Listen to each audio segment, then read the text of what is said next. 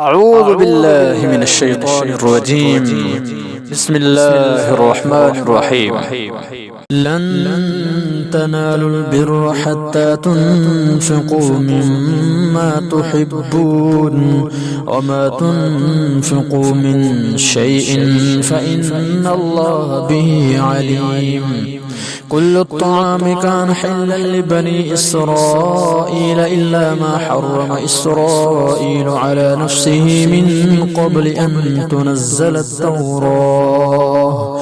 قل فأتوا بالتوراة فاتلوها إن كنتم صادقين. فمن افترى على الله الكذب من بعد ذلك فأولئك هم الظالمون.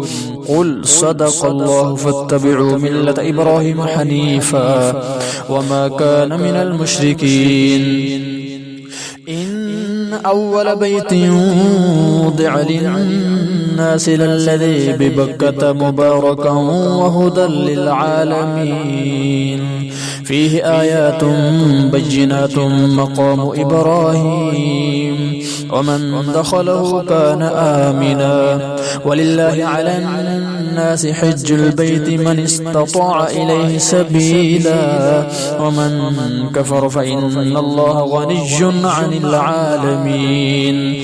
قل يا أهل الكتاب لم تكفرون بآيات الله والله شهيد على ما تعملون. قل يا أهل الكتاب لم تصدون عن سبيل الله من آمن تبغونها عوجا وأنتم شهداء وما الله بغافل عما تعملون.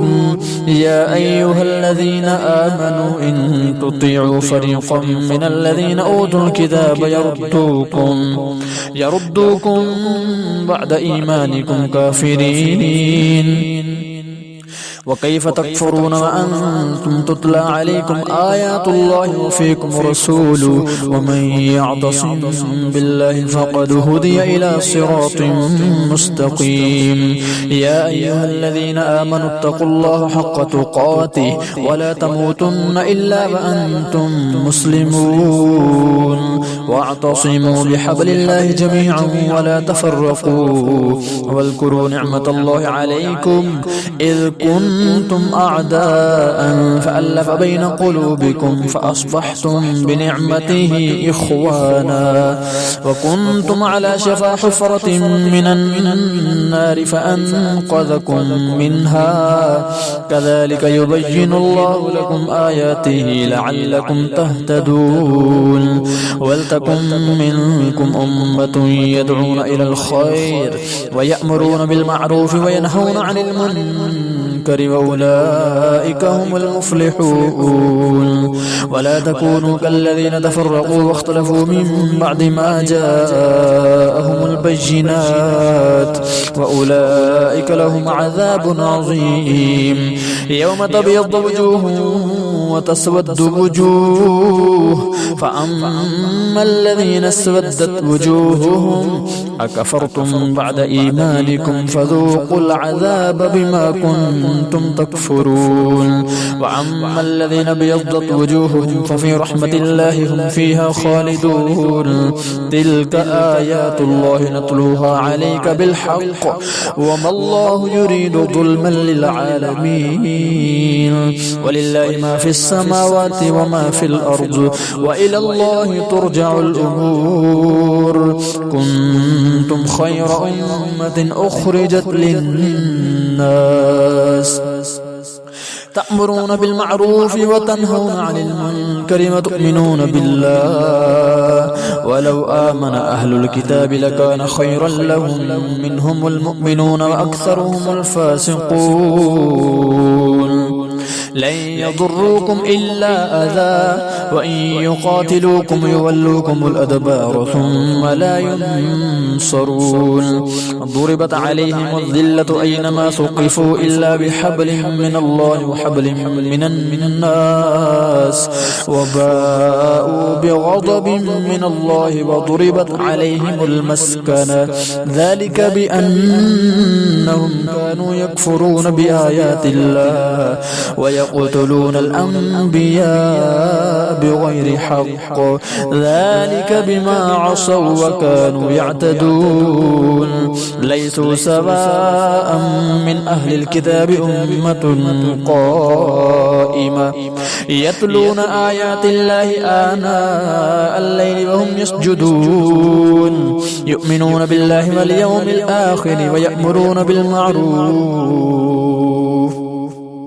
يؤمنون بالله واليوم الآخر ويأمرون بالمعروف وينهون عن المنكر ويسارعون في الخيرات وأولئك من الصالحين وما يفعلوا من خير فلن يكفروه والله عليم بالمتقين إن الذين كفروا لن تغني عنهم أموالهم ولا أولادهم من الله شيئا وأولئك أصحاب النار هم فيها خالدون مثل ما ينفقون في هذه الحياة الدنيا كمثل ريح فيها صر أصابت حرث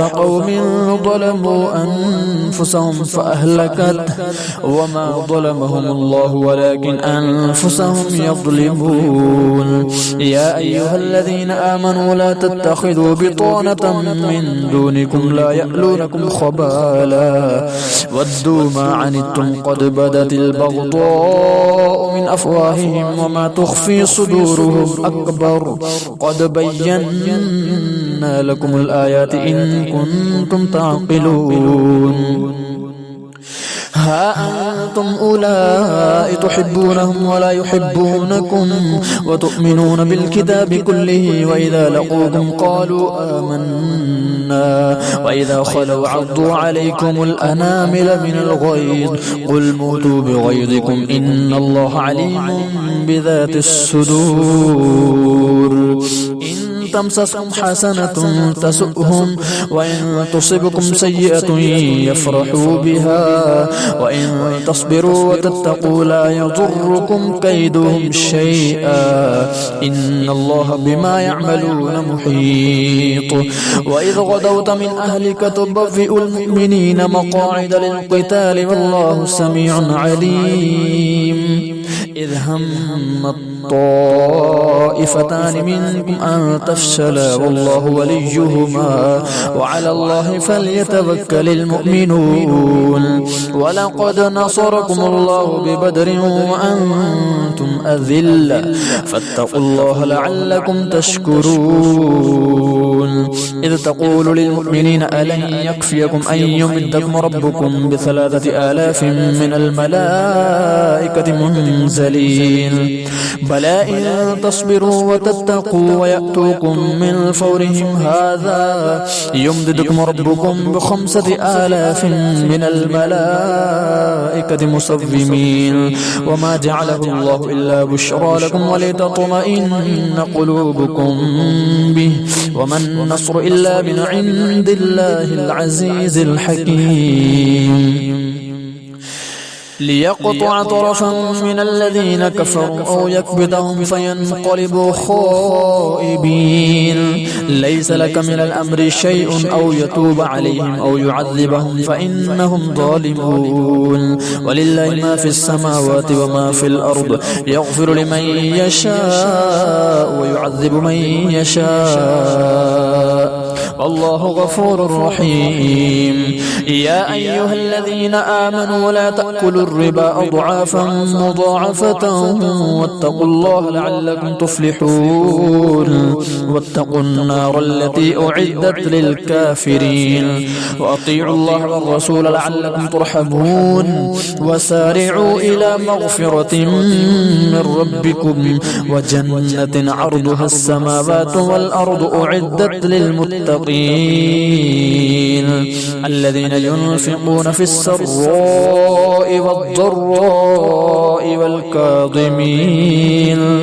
والكاظمين الغيظ والعافين عن الناس الناس والله يحب المحسنين. والذين إذا فعلوا فاحشة أو ظلموا أنفسهم ذكروا الله فاستغفروا لذنوبهم ومن يغفر الذنوب إلا الله ولم يصروا على ما فعلوا وهم يعلمون. أولئك جزاؤهم مغفرة من ربهم وجنات تجري من تحتها الأنهار خالدين فيها ونعم أجر العاملين. قد خلت من قبلكم سنن فسيروا في الأرض فانظروا كيف كان عاقبة المكذبين. هذا بيان للناس وهدى وموعظة للمتقين. ولا تهنوا ولا تحزنوا وأنتم الأعلون إن كنتم مؤمنين. إن يمسسكم قرح فقد مس القوم قرح مثله وتلك الأيام نداولها بين الناس وليعلم الله الذين آمنوا ويتخذ منكم شهداء والله لا يحب الظالمين. وليمحص الله الذين آمنوا ويمحق الكافرين. أم حسبتم أن تدخلوا الجنة ولما يعلم الله الذين جاهدوا منكم ويعلم الصابرين. ولقد كنتم تمنون الموت من قبل أن تلقوا فقد رأيتموه وأنتم تنظرون. وما محمد إلا رسول قد خلت من قبله الرسل أفإن مات أو قتل انقلبتم على أعقابكم ومن ينقلب على عقبيه فلن يضر الله شيئا وسيجزي الله الشاكرين. وما كان لنفس أن تموت إلا بإذن الله كتابا مؤجلا ومن يرد ثواب الدنيا نؤته منها ومن يرد ثواب الآخرة نؤته منها وسنجزي الشاكرين. وكأي من نبي قاتل معه ربيون كثير فما بهنوا لما أصابهم في سبيل الله وما ضعفوا وما استكانوا والله يحب الصابرين. وما كان قولهم إلا أن قالوا ربنا اغفر لنا ذنوبنا وإسرافنا في أمرنا وثبت أقدامنا وانصرنا على القوم الكافرين. فآتاهم الله ثواب الدنيا وحسن ثواب الآخرة والله يحب المحسنين. يا أيها الذين آمنوا إن تطيعوا الذين كفروا يردوكم على أعقابكم فتنقلبوا خاسرين. بل الله مولاكم وهو خير الناصرين. سنلقي في قلوب الذين كفروا الرعب بما أشركوا بالله ما لم ينزل به سلطانا ومأواهم النار وبئس مثوى الظالمين. ولقد صدقكم الله وعده إذ تحسونهم بإذنه حتى إذا فشلتم وتنازعتم في الأمر وعصيتم من بعد ما أراكم ما تحبون منكم من يريد الدنيا ومنكم من يريد الآخرة ثم صرفكم عنهم ليبتليكم ولقد عفا عنكم والله ذو فضل على المؤمنين. إذ تصعدون ولا تلوون على أحد والرسول يدعوكم في أخراكم فأثابكم غما بغم لكي لا تحزنوا على ما فاتكم ولا ما أصابكم والله خبير بما تعملون. ثم أنزل عليكم من بعد الغم أمنة نعاسا يغشى طائفة منكم وطائفة قد أهمتهم أنفسهم يظنون بالله غير الحق ظن الجاهلية يقولون هل لنا من الأمر من شيء قل إن الأمر كله لله يخفون في أنفسهم ما لا يبدون لك يقولون لو كان لنا من الأمر شيء ما قتلنا هاهنا قل لو كنتم في بيوتكم لبرز الذين كتب عليهم القتل إلى مضاجعهم وليبتلي الله ما في صدوركم وليمحص ما في قلوبكم والله عليم بذات الصدور. إن الذين تولوا منكم يوم التقى الجمعان إنما استزلهم الشيطان ببعض ما كسبوا ولقد عفى الله عنهم إن الله غفور حليم. يا أيها الذين آمنوا لا تكونوا كالذين كفروا وقالوا لإخوانهم إذا ضربوا في الأرض أو كانوا غزا لو كانوا عندنا ما ماتوا وما قتلوا ليجعل الله ذلك حسرة في قلوبهم والله يحيي ويميت والله بما تعملون بصير. ولئن قتلتم في سبيل الله أو متم لمغفرة من الله ورحمة خير مما يجمعون. ولئن متم أو قتلتم لإلى الله تحشرون فبما رحمة من الله لنت لهم ولو كنت فظا غليظ القلب لانفضوا من حولك فاعف عنهم واستغفر لهم وشاورهم في الأمر فإذا عزمت فتوكل على الله إن الله يحب المتوكلين. إن ينصركم الله فلا غالب لكم وإن يخذلكم فمن ذا الذي ينصركم من بعده وعلى الله فليتوكل المؤمنون. وما كان لنبي أن يغل ومن يغل يأت بما غل يوم القيامة ثم توفى كل نفس ما كسبت وهم لا يظلمون.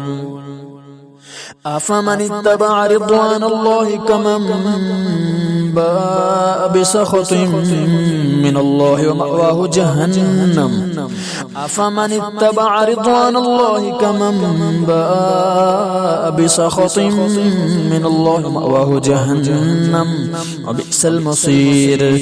هم درجات عند الله والله بصير بما يعملون. لقد من الله على المؤمنين إذ بعث فيهم رسولا من أنفسهم يتلو عليهم آياته ويزكيهم ويعلمهم الكتاب والحكمة وإن كانوا من قبل لفي ضلال مبين. أولما أصابتكم مصيبة قد أصبتم مثليها قلتم أن هذا قل هو من عند أنفسكم إن الله على كل شيء قدير.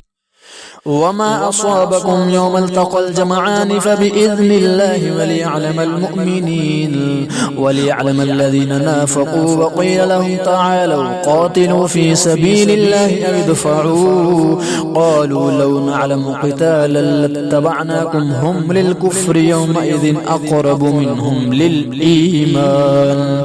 يقولون بأفواههم ما ليس في قلوبهم والله أعلم بما يكتمون. الذين قالوا لإخوانهم وقعدوا لو أطاعونا ما قتلوا قل فادرءوا عن أنفسكم الموت إن كنتم صادقين.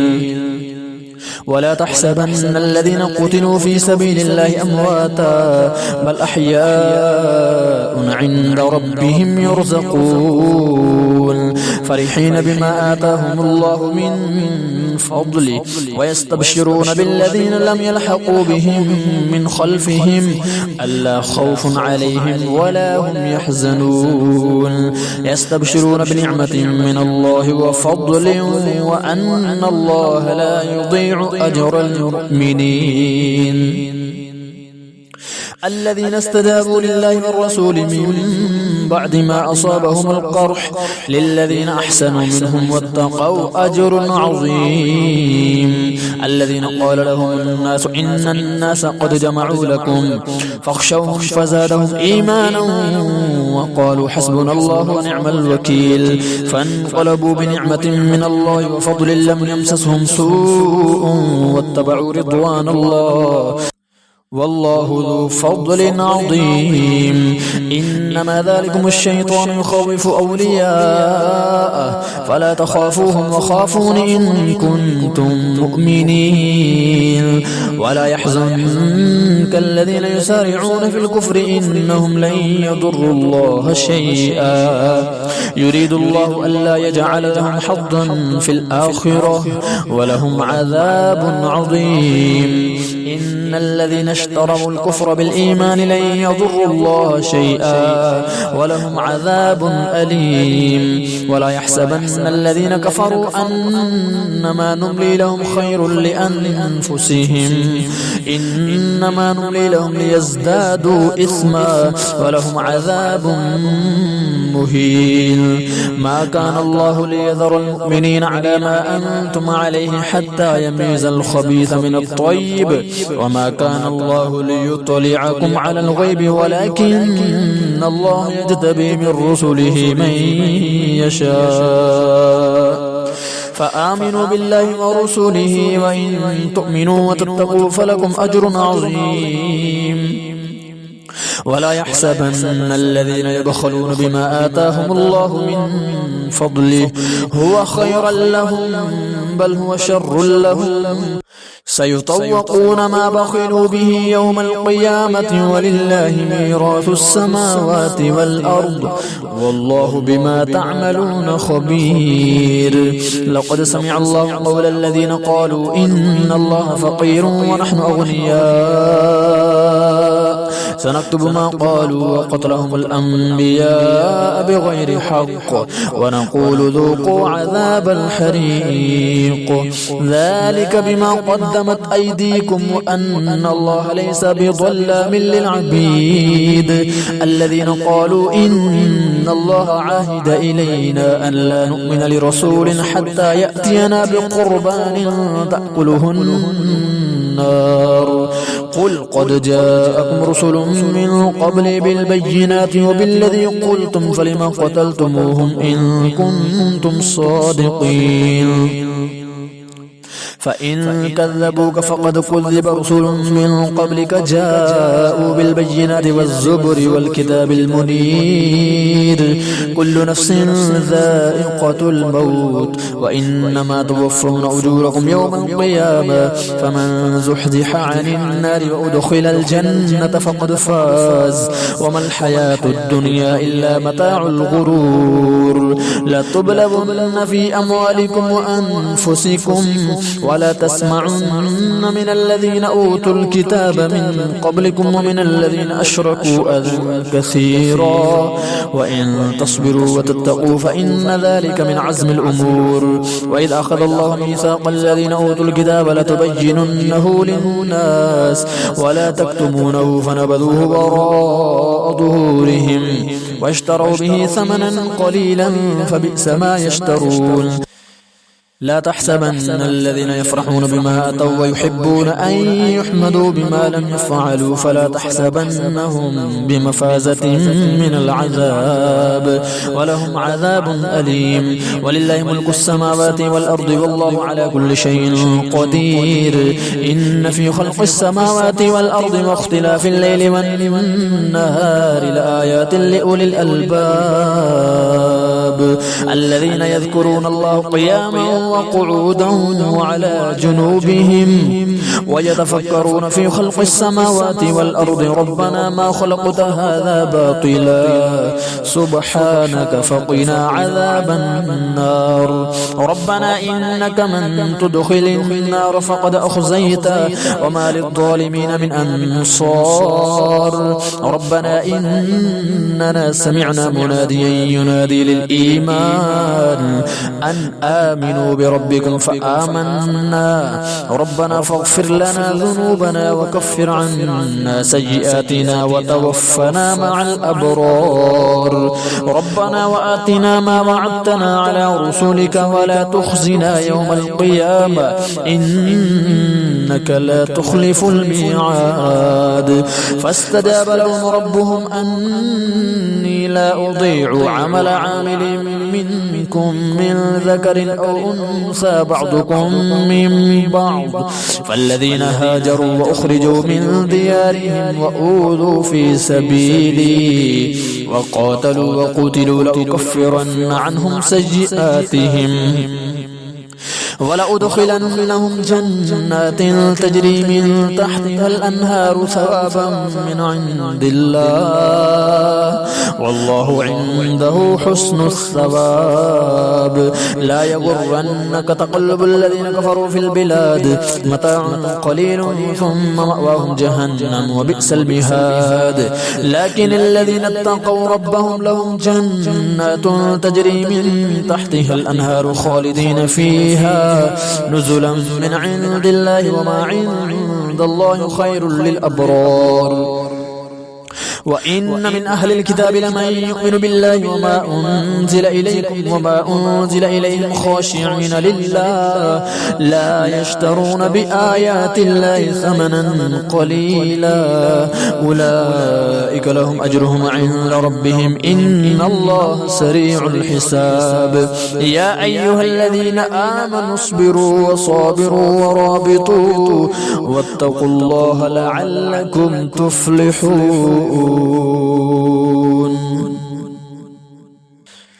بسم الله الرحمن الرحيم يا أيها الناس اتقوا ربكم الذي خلقكم من نفس واحدة وخلق منها زوجها وبث منهما رجالا كثيرا ونساء واتقوا الله الذي تساءلون به والأرحام إن الله كان عليكم رقيبا وآتوا اليتامى أموالهم ولا تتبدلوا الخبيث بالطيب ولا تأكلوا أموالهم إلى أموالكم إنه كان حوبا كبيرا وإن خفتم ألا تقسطوا في اليتامى فانكحوا ما طاب لكم من النساء مثنى وثلاث ورباع فإن خفتم ألا تعدلوا فواحدة أو ما ملكت أيمانكم ذلك أدنى ألا تعولوا وآتوا النساء صدقاتهن نحلة فإن طبن لكم عن شيء منه نفسا فكلوه هنيئا مريئا ولا تؤتوا السفهاء أموالكم التي جعل الله لكم قياما وارزقوهم فيها واكسوهم وقولوا لهم قولا معروفا وابتلوا اليتامى حتى إذا بلغوا النكاح فإن آنستم منهم رشدا فدفعوا إليهم أموالهم ولا تأكلوها إسرافا وبدارا أن يكبروا ومن كان غنيا فليستعفف ومن كان فقيرا فليأكل بالمعروف فإذا دفعتم إليهم أموالهم فأشهدوا عليهم وكفى بالله حسيبا للرجال نصيب مما ترك الوالدان والأقربون وللنساء نصيب مما ترك الوالدان والأقربون مما قل منه أو كثر نصيبا مفروضا وإذا حضر القسمة أولو القربى واليتامى والمساكين فارزقوهم منه وقولوا لهم قولا معروفا وليخشى الذين لو تركوا من خلفهم ذرية ضعافا خافوا عليهم فليتقوا الله وليقولوا قولا سديدا إن الذين يأكلون أموال اليتامى ظلما إنما يأكلون في بطونهم نارا وسيصلون سعيرا يوصيكم الله في أولادكم للذكر مثل حظ الأنثيين فإن كن نساء فوق اثنتين فلهن ثلث ما ترك وإن كانت واحدة فلها النصف ولأبويه لكل واحد منهما السدس مما ترك إن كان له ولد فإن لم يكن له ولد وورثه أبواه فلأمه الثلث فإن كان له إخوة فلأمه السدس من بعد وصية يوصي بها أو دين آباؤكم وأبناؤكم لا تدرون أيهم أقرب لكم نفعا فريضة من الله إن الله كان عليما حكيما ولكم نصف ما ترك أزواجكم إن لم يكن لهن ولد فإن كان لهن ولد فلكم الربع مما تركن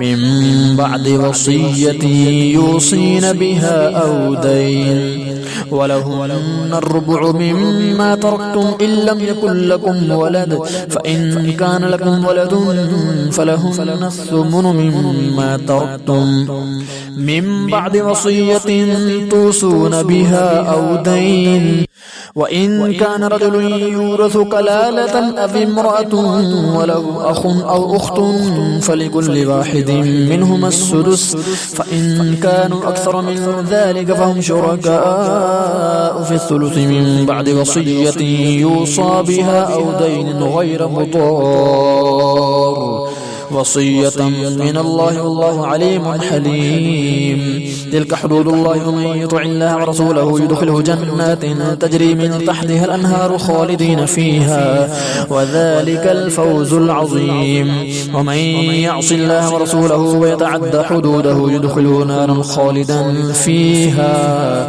وله عذاب مهين. واللاتي يأتين الفاحشة من نسائكم فاستشهدوا عليهن 4 منكم فإن شهدوا فأمسكوهن في البيوت حتى يتوفاهن الموت أو يجعل الله لهن سبيلا. واللذان يأتيانها منكم فآذوهما فإن تابا وأصلحا فأعرضوا عنهما إن الله كان توابا رحيما. إنما التوبة على الله للذين يعملون السوء بجهالة ثم يتوبون من قريب فأولئك يتوب الله عليهم وكان الله عليما حكيما. وليست التوبة للذين يعملون السيئات حتى إذا حضر أحدهم الموت قال إني تبت الآن وللذين يموتون وهم كفار أولئك أعتدنا لهم عذابا أليما. يا أيها الذين آمنوا لا يحل لكم أن ترثوا النساء كرها ولا تعضلوهن لتذهبوا ببعض ما آتيتموهن إلا أن يأتين بفاحشة مبينة وعاشروهن بالمعروف فإن كرهتموهن فعسى أن تكرهوا شيئا ويجعل الله فيه خيرا كثيرا. وإن أردتم استبدال زوج مكان زوج وآتيتم إحداهن قنطارا فلا تأخذوا منه شيئا أتأخذونه بهتانا وإثما مبينا. وكيف تأخذونه وقد أفضى بعضكم إلى بعض وأخذن منكم ميثاقا غليظا. ولا تنكحوا ما نكح آباؤكم من النساء إلا ما قد سلف إنه كان فاحشة ومقتا وساء سبيلا. حرمت عليكم أمهاتكم وبناتكم وأخواتكم وعماتكم وخالاتكم وبنات الأخ وبنات الأخت وأمهاتكم اللاتي أرضعنكم وأخواتكم من الرضاعة وأمهات نسائكم وربائبكم اللاتي في حجوركم من نسائكم اللاتي دخلتم بهن فإن لم تكونوا دخلتم بهن فلا جناح عليكم وحلائل أبنائكم الذين من أصلابكم وأن تجمعوا بين الأختين إلا ما قد سلف إن الله كان غفورا رحيما.